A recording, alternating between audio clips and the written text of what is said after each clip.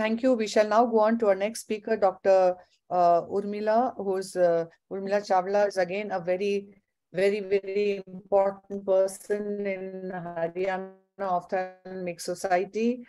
Heads the Oculoplasty Department of the Postgraduate Institute of Medical Sciences at PGIMS Rohtak. Today, eye is concerned, and that is lacrimal apparatus injuries. On to you, Dr. Urmila. I do hope Dr. Santosh is connected now, and Dr. Parihar, we could take questions from them.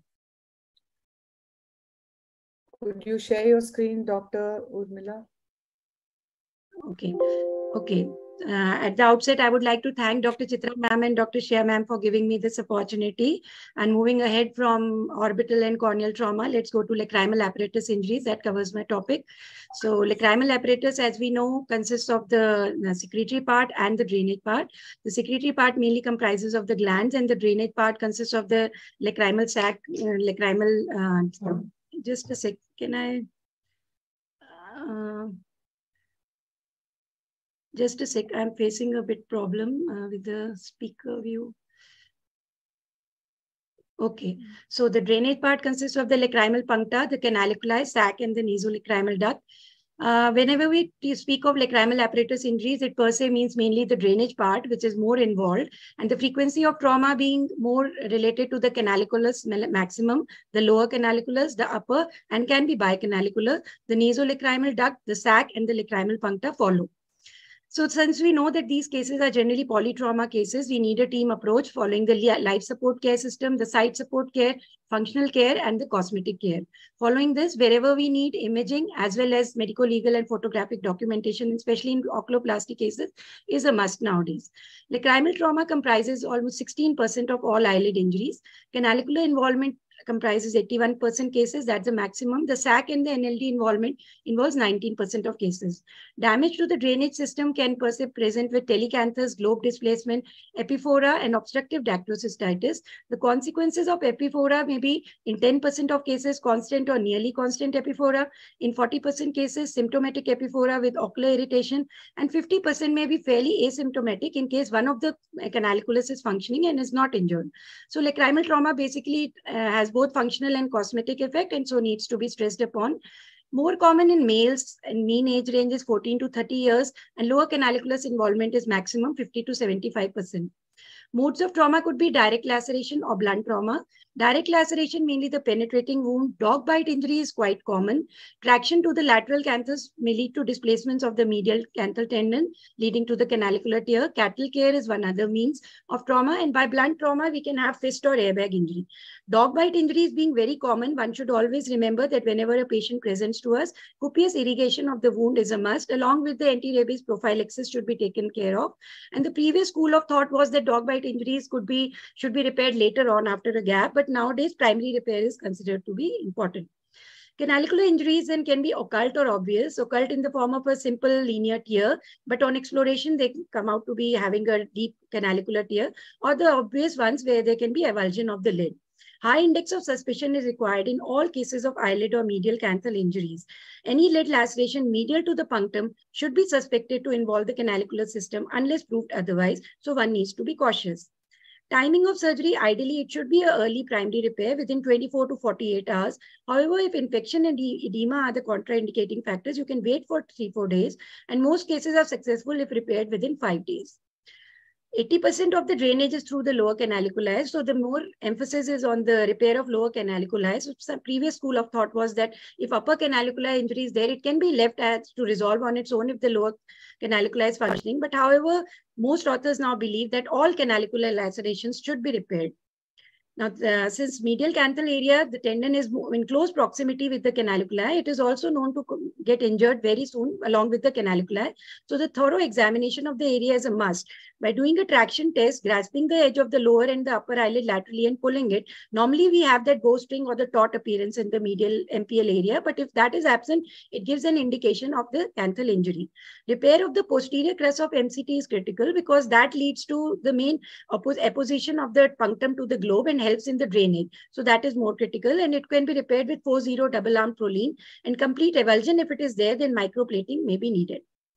Canalicular repair, if done in a stepwise approach, would be giving us gratifying results. And beginning with the identifying the cut ends, then passing the stent for the anastomosis, the pericanalicular tissue suturing, and the eyelid margin repair are the most important things to be done. Basic requirements in a good OT and optimal illumination and magnification are a must, with good set of lacrimal instruments and a skilled surgeon. Coming to the localizing the cut ends of the canaliculars, the proximal cut end is easy to be located. On inspection, it can be seen on magnification, and a Bowman's probe pass from the punctum will really reveal it. However, the distal torn end is the one which is difficult to be searched. The lighter color of the canaliculus is contrasted with the surroundings, and that is what it is seen. But it is easier said than done. It is difficult to be located sometimes in the mess. This is a calamary sign which is seen where there's a distal end is seen as a collagenous white ring around the blood-stained area around. However, with beginners, or if in case you are not able to inspect it, you can localize with other ways of fluid irrigation, the fluorescent stained fluid, viscoelastic, trypan blue dye, and the air bubble, the Morrison's technique, and you can locate the distal end of the torn punctum. Now, once you have inspected, the second step comes the anastomosis of these two ends, for which we do the canalization of the canalicular system. The monocanalicular stents are the most commonly used, mini-Manoka stent being the most common. In this, only one the torn canaliculus or the injured canaliculus is stented. The mini-Manoka stent has a collarate present. It is self-retaining with a silicone tube. It is inert and stable, and it is easily retrievable also, can be kept for 2 to 3 months. But however, the limitation being its cost. So in case in your OT, you are left with no other option, you don't have the mini-Manoka or you don't have other stents, you can go with easily with the IV catheter that is almost present in all OTs. The 22 gauge size is the ideal one that can be used. Be careful to cut the front tip, the sharp end of the cannula, and then you can go ahead with the normal stenting of the single torn canaliculus. It has an advantage over only one advantage over the mini-Manoka stent, that it is stiff. So it helps in more easy penetration of the anatomical location of the punctums. However, it is not that inert, so reactions can be there and can't be kept for a longer time. The second option is the annular stents. The bicanalicular intubation can be done with the annular stents in 2 ways. One is when we are only intubating the 2 canaliculi with the pigtail probe. The pigtail probe it should be round, atraumatic, and eyed, which is now easily available. It is passed through the intact canaliculus, curves through the common canaliculus, and comes out through the torn canaliculus. This is a small video showing the pigtail probe. We are passing it through the normal upper canaliculus. It comes out through the torn distal end of the punctum. Through the eye, we are threading the Prolene suture, and this Prolene suture is further threaded over the silicone tube. Once it has been threaded over the silicone tube, it is taken out simply from the upper canaliculus, and then the stent comes out. Now we pass it again through the distal cut end, and again we thread it and take it out. So in this way, both the ends can be there opposed to it. However, the only, so this is the end result of a pigtail probe cannulation. We can see it over here. Only the problem is that in 10% cases, it can be traumatic to the canaliculus. And also in 10% cases where common canaliculus is not present, this pigtail probe cannot be used. And so it has to be given away. But it has not become so popular because of the trauma it might cause, but people are still using it. We have other bicanalicular stents also, the Crawford stent and the Ritling stent. In this, we are not only intubating the upper and the lower canaliculus, but we are going through the lacrimal drainage system into the nasal cavity. These bicanalicular stents are good for when both the upper and the lower canaliculus are injured. And moreover, when the drawback can be that they may cause damage to the nasal cavity or the Hasner valve. However, they are used often whenever both the canaliculi are injured. We should keep in mind the complications of these stents, the cheese wiring, which is more common with the bicanalicular stents if there is tightening, ocular irritation, infection, irritation more with the monocanalicular ones, inflammation, granuloma, and prolapse also more with the monocanalicular stents. Once we are through with the stenting, the third step comes of pericanalicular suturing. 3 equally spaced 80 vital sutures can be used through the pericanalicular tissue, the posterior pericanalicular, the anterior pericanalicular, and through the gray line, which gives good apposition. And once we approximate the edges, the silicone tubing also has to be tightened again. And in case the MPL is involved, a non-absorbable suture has to be passed to it. Fixation suture has to be passed to the MPL, and we go ahead with the complete of the suturing. The last step is completing the lid margin, where two interrupted 6-0 sutures are placed in a vertical mattress fashion. And in case you have used an IV cannula catheter for stenting, you need to secure it separately with the lid margin away from the cornea. This shows the canalicular. This is the tear that has occurred with the proximal end is seen with the probe, and in the anatomical position we pass the probe. Once you have dilated it, you pass the mini Manoka stent, comes out, and when it comes out from the other end, you pull it and make sure that you snuggle the collet at this time only with the punctum, because it becomes later difficult later on. And this is the calamary ring that is visible, and you pass your stent through the ring, and once you have passed, you just double check it once, and you start with your pericanalicular suturing. The 6-0 vital sutures pass through for the posterior pericanalicular area, and they are approximated. Once you approximate, there will be a tenting of the this mini Manoka stent. You again snugly fit it. You complete your pericanalicular suturing, and once you've completed your pericanalicular suturing, the stent would be well in place, tightened. And after you complete this suturing, you can go ahead with your you use the 6-0 silk suture to pass to mattress suture to pass to the lid margin, and lid margin apposition is attained after this, and you complete your rest of the suturing. The rest of the tear skin suturing is completed, and you finish with this completion of this marginal tear. So after this, we remember that success rate with canalicular repair, if followed with the steps, it is 20 to 100%. However, it can be risen to 86 to 95% in routine cases if we do an early and microscopic reanastomosis with silicone intubation.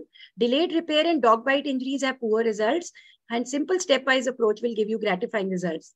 Lastly, coming to the distal lacrimal drainage system, the SAC and the NLD, because they are well protected by bony structures, the incidence of trauma is less.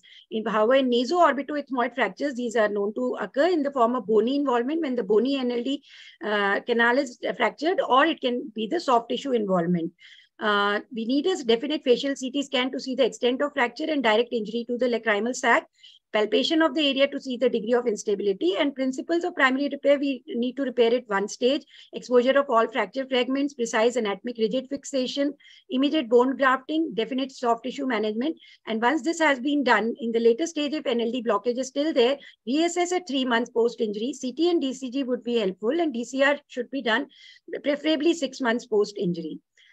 Coming to the chemical injury to the lacrimal area, these can be immediate effects, early effects, and late effects. Like in cornea, the lacrimal area has its own effect. Punctal area, the punctal laceration, skin burns, then punctal occlusion and canalicular strictures can be there.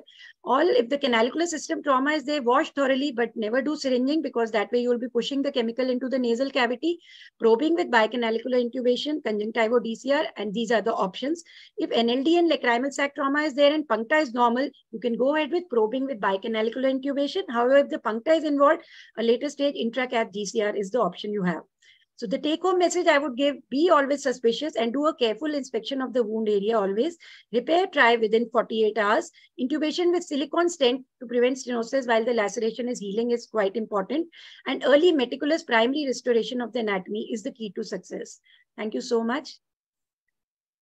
That was a wonderful talk, Dr. URMIL, and so thorough and so complete. And actually, I even tried to teach us people who have no connection to the subspecialty. Dr. Santosh, something very basic I'm going to ask you.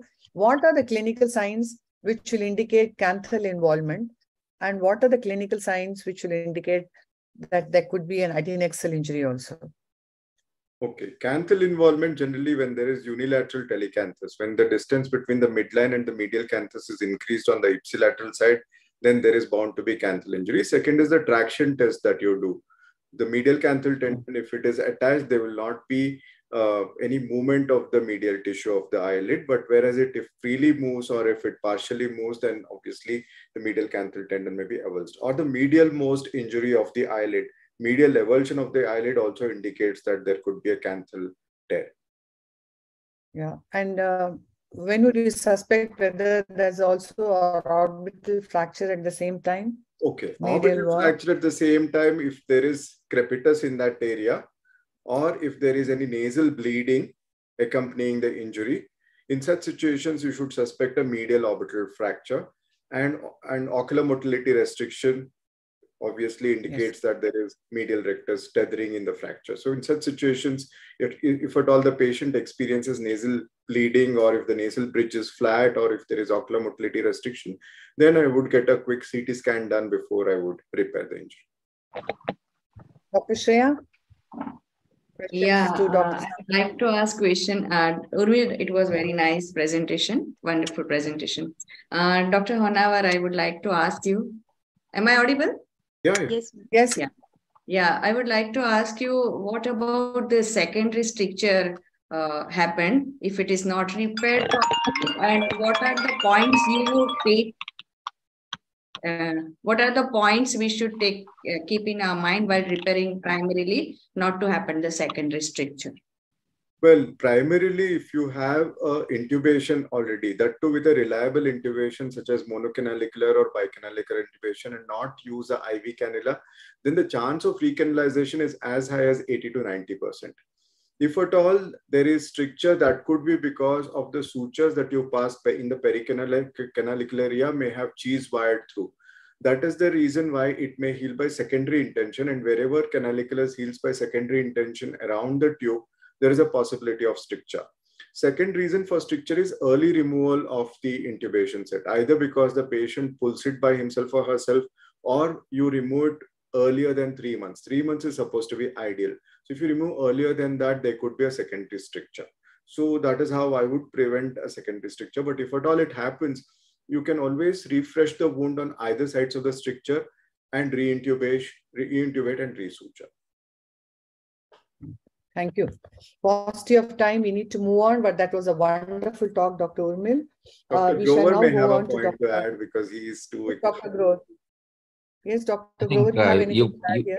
You've covered everything very well, and so did Urmil with a wonderful video.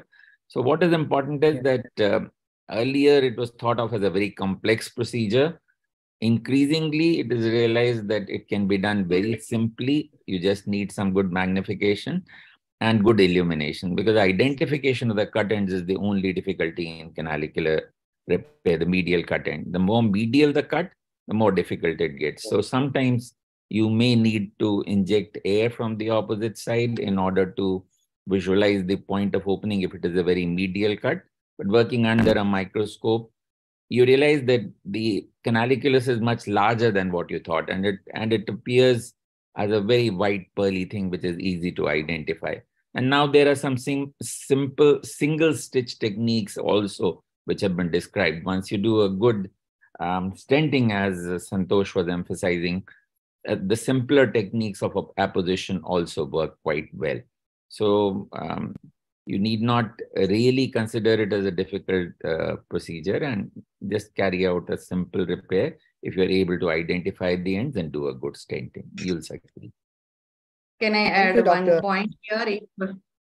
Can I add one point here? Actually, whenever you are not able to find out the distal end, we have designed one device, and that is a very good device based on the pigtail technique. So in that device, you are sure that you are finding out the distal end, and along with that, you have silicone tube which acts as a stent. So anytime anybody is interested, I'll just please send one. Yeah, thank you, sir.